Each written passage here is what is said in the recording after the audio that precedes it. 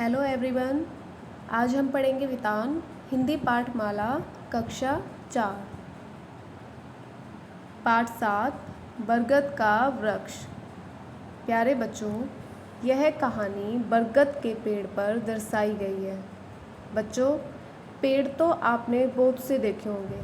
क्या आप जानते हैं बरगद का पेड़ बहुत बड़ा होता है और पेड़ों के मुकाबले बरगद के पेड़ की शाखाएं चारों ओर फैली होती है। बच्चों, आपने अपने आसपास अपने गांव में बहुत से पेड़ देखे होंगे, लेकिन क्या आप जानते हैं कि अन्य पेड़ों के मुकाबले जो बरगद का वृक्ष होता है, बरगद का पेड़ होता है, उसकी जो शाखाएं होती हैं वो बहुत बड़ी बड़ी और चारों ओर फैली होती हैं। बरगद का पेड़ बहुत बड़ा पेड़ होता है। इसकी शाखाएं टहनी बहुत बड़ी बड़ी होती है और ये पेड़ पत्तों से लदा रहता है। बच्चों, बरगद का पेड़ जो होता है उसके जो पत्ते होते हैं वो बहुत घने होते हैं, यानी बहुत ज़्यादा होते हैं। तो उस बरगद का पेड़ अपने घने पत्तों से लदा रहता है, यानी भरा रहता है। लेकिन बरगद के पेड़ का जो फल होता है वो बहुत छोटा होता है। बच्चों, इस कहानी में एक गडरिये बरगद के पेड़ का अनादर करता है, यानी इस कहानी में एक गडरिया वो होता है जो भेड़ बकरियों को चराने के लिए लेकर जाता है। तो एक गडरिया लड़का बरगद के पेड़ का अनादर करता है,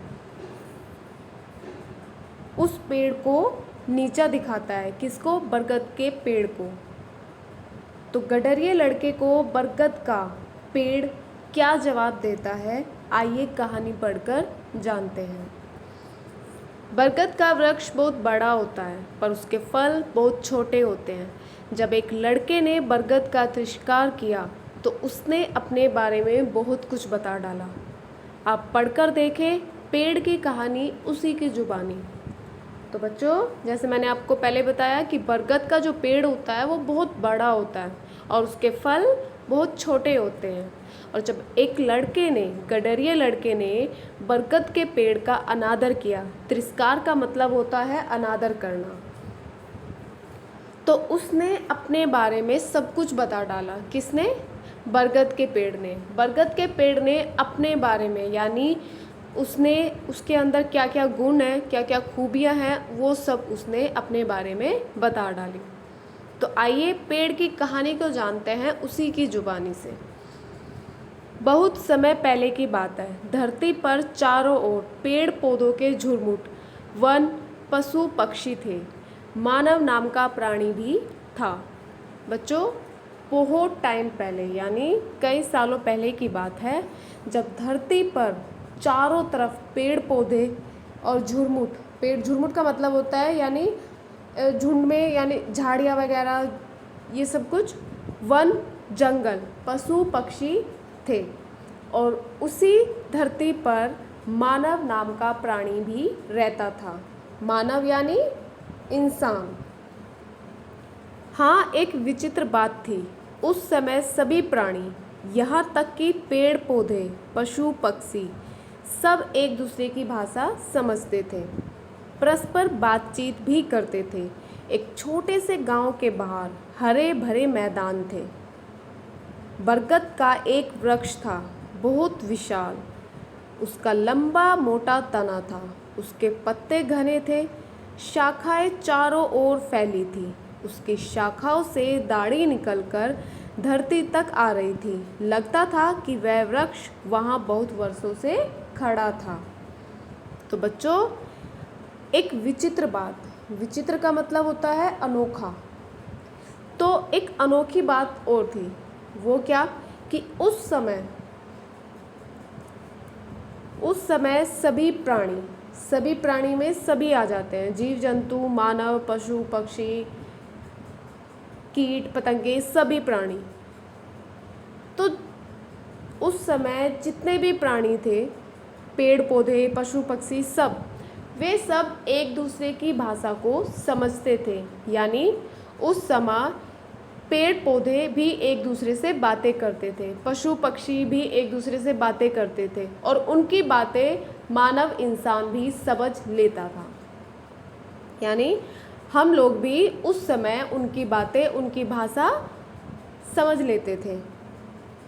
एक छोटे से गांव के बाहर एक हरा भरा मैदान था। बरगद एक वृक्ष था। बरगद का एक पेड़ था जो क्या था, बहुत बड़ा था। विशाल का मतलब होता है बहुत बड़ा। तो बरगद का एक बहुत बड़ा पेड़ था। उसका लंबा मोटा तना था। बच्चों, बरगद का जो पेड़ था उसका जो तना होता है वो बहुत मोटा और लंबा होता है। उसके पत्ते घने थे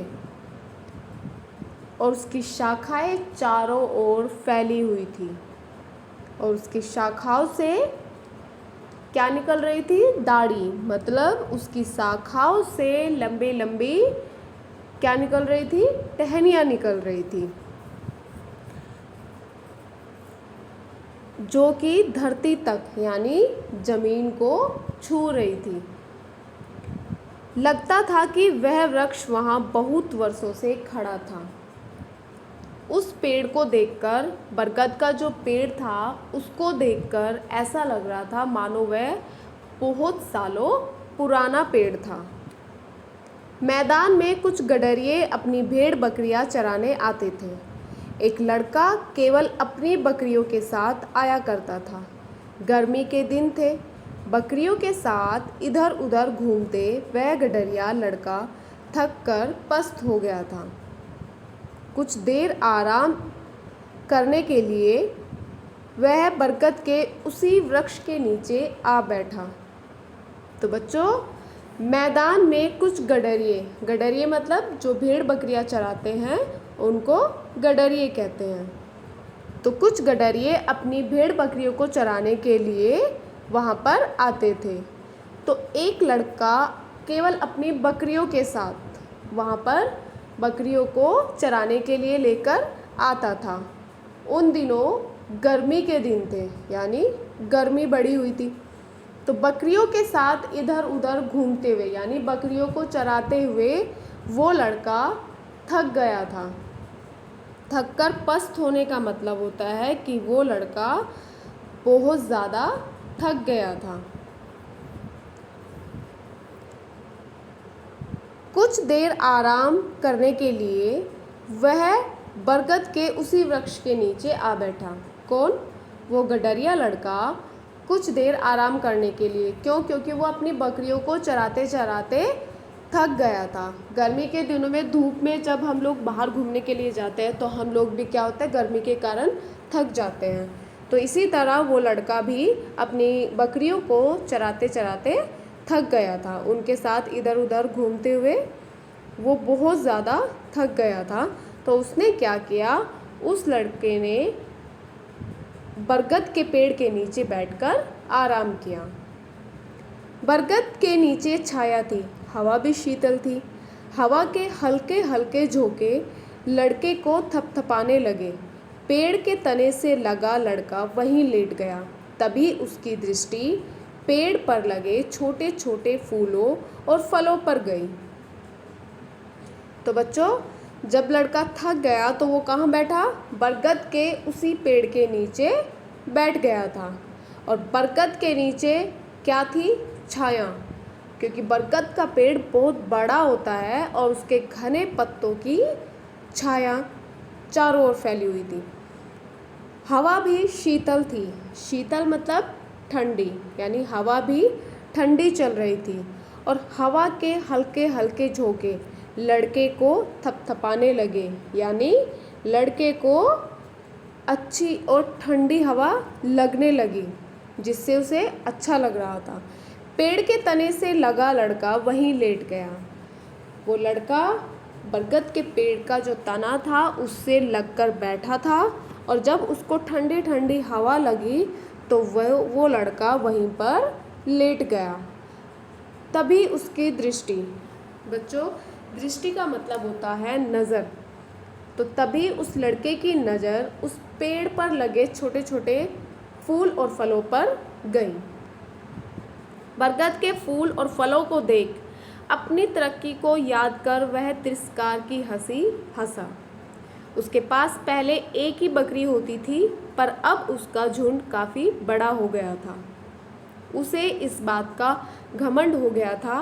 वह घमंड से बोला, वारे विशाल पेड़, बस खुद ही बड़े हुए, अपने फूलों और फलों को तो देखो, अपनी लटकती दाढ़ी को तो देखो, हा हा हा हा हा हा। तो बच्चों, उस लड़के ने क्या देखा? उसकी नज़र पेड़ के फूल और फलों पर पड़ी, तो उनको देखकर उसे अपनी तरक्की याद आ गई। कौन सी तरक्की याद आई? यानी पहले उस लड़के के पास एक ही बकरी होती थी, यानी वो सिर्फ एक ही बकरी को रखता था, लेकिन अब उसके पास झुंड यानी बहुत सारी बकरियां हो गई हैं। तो वो अपनी इस तरक्की को लेकर घमंड करता था कि पहले मेरे पास एक बकरी थी, लेकिन अब उसके पास बकरियों का झुंड है, यानी उसके पास बहुत सारी बकरियां हैं। तरक्की यानी किसी चीज़ में आगे बढ़ना। तो अपनी तरक्की को याद करके वो तिरस्कार यानी अनादर की हंसी हंसा, यानी उसने उस पेड़ का मजाक बनाकर हंसा। और उसे इस बात का घमंड हो गया था कि पहले मेरे पास सिर्फ एक बकरी थी, लेकिन आज मेरे पास बकरियों का झुंड है। तो वो उस घमंड के साथ उस बरगद के पेड़ को बोला, उस बड़े पेड़ को क्या बोला कि वारे विशाल पेड़, यानी वारे इतना बड़ा पेड़, क्या तुम खुद ही बड़े हुए? अपने फूल और फलों को तो देखो, अपनी लटकती दाढ़ी को तो देखो। और ये बातें कहकर वो गडरिये लड़का हंसने लगा। उसने बरगद के पेड़ को कहा कि तुम बस खुद ही बड़े हुए हो, तुम्हारे जो फूल और फल हैं वो अभी भी छोटे हैं। तुम तो बड़े हो गए, लेकिन तुम्हारे फूल और फल छोटे ही रह गए। और वो लड़का बरगद के पेड़ को देखकर हंसने लगा। बरगद ने सब सुना, परंतु बोला कुछ नहीं। तभी हवा चलने लगी, पत्तों से सर सर की हल्की ध्वनि निकली, जैसे वे कोई लोरी गा रहे हो। लड़के की शीघ्र ही आंख लग गई। तभी एक दो फल उसके मुंह पर आ गिरे। वह हड़बड़ाकर उठ बैठा। उसने ऊपर देखा, उसे किसी के हंसने की आवाज़ सुनाई दी। थोड़ा क्रोध आया, एक तो मेरी नींद खराब कर दी, ऊपर से हंस रहा है। तो बच्चों, जब उस गडरिये लड़के ने बरगद के पेड़ का अनादर किया, उसकी इंसल्ट की, तो उसके बाद बरगद के पेड़ ने क्या किया? बरगद के पेड़ ने उसकी सारी बातें सुनी, लेकिन वो कुछ बोला नहीं। बरगद के पेड़ ने उस लड़के को पलटकर जवाब नहीं दिया। तभी हवा चलने लगी और पत्तों से सर सर की आवाज़, यानी जब हवा चलती है तो पत्तों से आवाज़ आती है। कैसी आवाज़? सर सर की हल्की आवाज़ निकलती है। जैसे कैसी आवाज़ निकलती है? जैसे कोई लोरी गा रहा हो। और तभी उस लड़के को शीघ्र ही, शीघ्र का मतलब होता है जल्दी, यानी तभी उस लड़के को जल्दी ही नींद आ गई। आँख लगने का मतलब नींद आ जाना।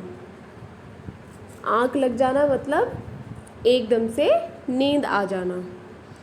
तभी एक दो फल, बरगद के जो फल थे, वो उस लड़के के मुंह पर आकर गिरे और वो लड़का हड़बड़ाकर यानी जल्दी में उठ बैठा और उसने ऊपर देखा। उसे किसी के हंसने की आवाज़ सुनाई दी। तो बच्चों, कौन हंस रहा था? बरगद का पेड़। उस लड़के को थोड़ा क्रोध आया। क्रोध का मतलब होता है गुस्सा। तो उस लड़के को थोड़ा गुस्सा आया और वो गुस्से में क्या बोला कि एक तो मेरी नींद खराब कर दी और ऊपर से हंस रहे हो। वृक्ष ने भारी आवाज़ में पूछा, क्यों, चोट लगी क्या? छोटा सा तो फल था, इतने में ही घबरा गए। अब सोचो यदि मेरे पेड़ पर तरबूज जितना फल होता तो बच्चों उस लड़के की बात सुनकर बरगद का पेड़ अपनी आवाज़, यानी बरगद के पेड़ की कैसी आवाज़ थी? भारी आवाज़ थी। तो उसने अपनी मोटी आवाज़ में उस लड़के से पूछा कि क्यों, कहीं चोट तो नहीं लगी? छोटा सा ही तो फल था मेरा और तुम इतने में ही घबरा गए। अब सोचो यदि मेरा तरबूज जितना बड़ा तरबूज होता है, अगर उतने ही बड़ा मेरा फल होता तो क्या होता? वृक्ष फिर बोला, मित्र, किसी को छोटा या कम समझना बुद्धिमानी की बात नहीं है। यह तो घमंडी होना है और घमंड करना तो किसी के लिए भी उचित नहीं। अब देखो, मैंने अपनी छाया देकर तुम्हें धूप ताप से बचाया। मेरे तने ने तुम्हें सहारा दिया। मेरी पत्तियों से छनकर हवा शीतल हुई। तुम्हें सुख मिला और तुम सो गए। चिड़िया मुझ पर बसेरा करती हैं और मेरे छोटे छोटे मीठे फल खाती हैं। देखो तो प्रकृति कितने सुंदर ढंग से अपना काम करती है। तो बच्चों उसके बाद बरगद का पेड़ क्या बोला कि हे मित्र, किसी को भी छोटा या कम समझना बुद्धिमानी की बात नहीं है। यानी किसी को भी अपने से छोटा समझना समझदारी की बात नहीं होती है। ये तो घमंड करना होता है कि आप किसी को अपने से छोटा समझ रहे हो, इसका मतलब आप अपने ऊपर अपनी तरक्की को लेकर घमंड कर रहे हो, जो कि सही बात नहीं है। अब देखो, मैंने अपनी छाया देकर, बरगद के पेड़ ने क्या बोला उसको? बरगद के पेड़ ने अपने गुणों को उसको बताया। किसको? गडरिये लड़के को। बरगद के पेड़ ने बताया कि मैंने तुम्हें अपनी छाया देकर धूप से बचाया है। यानी कड़ी धूप जब तुम्हारे सर पर थी तो तुम उससे बचने के लिए मेरी छाया में आकर बैठे। मेरे तने ने तुम्हें सहारा दिया। बच्चों वो लड़का किसका सहारा लेकर बैठा था? बरगद के पेड़ के तने का सहारा। मेरी पत्तियों से छनकर हवा शीतल हुई। यानी जब हवा चलती है तो पत्तों से जो आवाज़ आती है, जब तेज़ हवा चलती है तो पत्ते हिलते हैं और उनसे ठंडी ठंडी हवा आती है। और उन्हीं पत्तों से छनकर जो तुम्हें हवा मिली उससे तुम्हें सुख मिला। यानी उससे तुम्हें आराम मिला और तुम सो गए। चिड़िया मुझ पर बसेरा करती है। बसेरा मतलब सुबह सुबह जब चिड़िया आती हैं, चिड़िया गाती है तो पेड़ों पर बैठकर गाती है। उनका जो घोंसला होता है वो कहाँ पर होता है? पेड़ों पर होता है। तो बरगद बता रहा है कि जो चिड़िया होती है वो मुझ पर अपना बसेरा करती है, मेरे छोटे छोटे फलों को खाती है। यानी चिड़ियों का जो खाना है वो मेरे छोटे छोटे फल हैं। देखो प्रकृति कितने सुंदर ढंग से अपना काम कर रही है।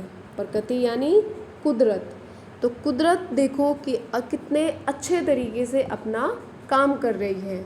यानी मैं पेड़ तुम्हारे कितने काम आ रहा हूँ, मानव जाति के कितने काम आ रहा हूँ। तो ये सब प्रकृति की देन है। लड़के ने कहा, मुझसे गलती हो गई बरगद दादा, मैंने इस तरह तो सोचा ही नहीं था। मुझे अपने बारे में कुछ और बताइए। तो बच्चों बरगद का जो पेड़ था वो जो अपने बारे में बता रहा था, तो उस लड़के ने बरगद की बातें सुनकर कहा कि मुझसे गलती हो गई है बरगद दादा, मुझे माफ़ कर दीजिए। इस तरह तो मैंने सोचा ही नहीं था। यानी जैसा बरगद के पेड़ ने बताया इस तरह तो मैंने सोचा ही नहीं था। अब आप मुझे अपने बारे में कुछ और बातें बताइए। बरगद बोला, पहली बात तो यह कि प्रकृति से दोस्ती करो। हम सब एक दूसरे से कुछ ना कुछ लेते हैं। मेरे फल चिड़ियों का भोजन है। मेरी शाखाओं पर उनके घोंसले हैं। चिड़िया सारा दिन घूम घूम कर अपने बच्चों के लिए छोटे छोटे कीड़े और इल्लियाँ ढूंढती हैं। इल्लियाँ मेरे पत्ते खाती हैं। चिड़िया उन्हें खाकर मेरी मदद करती है। वे घास पत्ते खाने वाले कीड़ों से घास पत्तों की रक्षा करती हैं।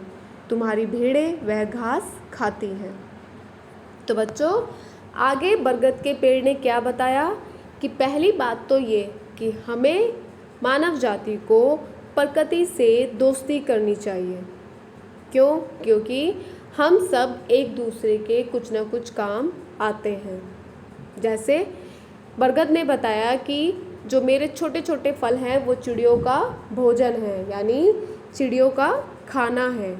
मेरी शाखाओं पर चिड़िया के घोंसले बने होते हैं और चिड़िया सारा दिन इधर उधर घूमकर अपने बच्चों के लिए छोटे छोटे कीड़े और इल्लियाँ मतलब कैटरपिलर, तो यानी अपने बच्चों के लिए छोटे छोटे कीड़े ढूंढ कर लाती हैं।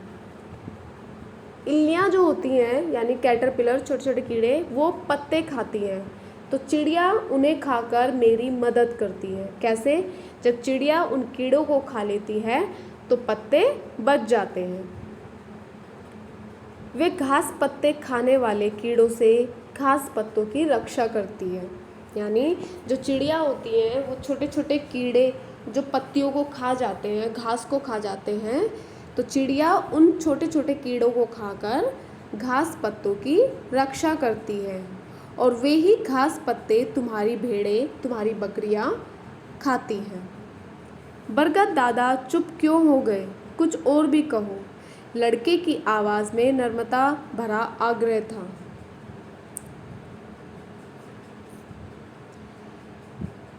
लड़के ने बरगद के पेड़ को कहा कि बरगद दादा, आप चुप क्यों हो गए?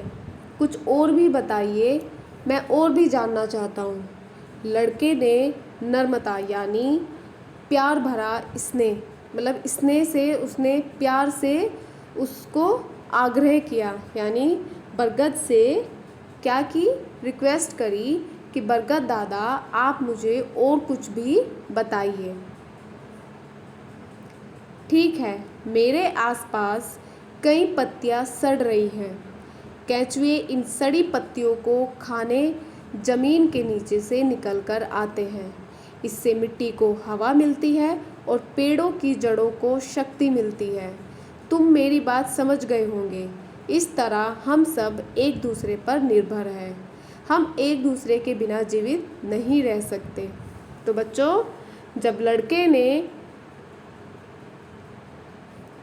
बरगद दादा से कहा कि बरगद दादा मुझे और बातें बताइए, यानी जो बातें उस लड़के को पता नहीं थी कि प्रकृति के साथ हम मतलब एक दूसरे के पूरक कैसे हैं, एक दूसरे को सहयोग कैसे करते हैं, तो उस लड़के ने पूछा कि बरगद दादा मुझे और बातें जाननी हैं, मुझे और बातें बताइए। तो बरगद ने कहा कि मेरे आसपास की जो पत्तियाँ, यानी बरगद के पेड़ की जो पत्तियाँ उसके आसपास गिरी होती हैं वो सड़ जाती हैं और उन्हें खाने के लिए धरती से यानी ज़मीन से केंचुए निकलते हैं जो उन सड़ी पत्तियों को खाते हैं। और जैसे ही केंचुए मिट्टी से निकलते हैं तो मिट्टी को क्या मिलती है? हवा मिलती है और पेड़ों की जो जड़ें हैं वो मजबूत हो जाती हैं। तुम मेरी बात समझ गए होंगे। बरगद दादा ने लड़के को कहा कि तुम मेरी बात समझ गए होंगे। इस तरह हम सब एक दूसरे के काम आते हैं, यानी इस तरह हम सब एक दूसरे पर निर्भर रहते हैं। हम सब एक दूसरे के बिना जीवित नहीं रह सकते। मुझे क्षमा कीजिए बरगद दादा, मुझे इन सब का ज्ञान न था। मैं आपसे कुछ और। तो बच्चों, बरगद दादा की बातें सुनकर उस लड़के ने कहा कि बरगद दादा मुझे माफ़ कर दीजिए, क्योंकि मुझे इन सब बातों का ज्ञान नहीं था। वो प्रकृति की इन सब बातों से अनजान था, यानी वो इन बातों को जानता ही नहीं था। तो लड़के ने आगे कहा कि मैं आपसे कुछ और, अरे अभी तो अपनी भेड़ बकरियों को देखो, भागी जा रही है उधर, बरगद हंसते हंसते बोला। तो बच्चों, लड़का गडरिया जो लड़का था वो बरगद दादा से और आगे भी बातों को जानना चाहता था, लेकिन तभी बरगद दादा बोले, अरे अभी तो तुम पहले अपनी भेड़ बकरियों को देखो जो उधर भागी जा रही है। तो बरगद का पेड़ हंसते हंसते बोला। लड़का भाग रहा था अपनी बकरियों को पकड़ने। वह सोच रहा था कि आज मैंने कितना कुछ सीखा।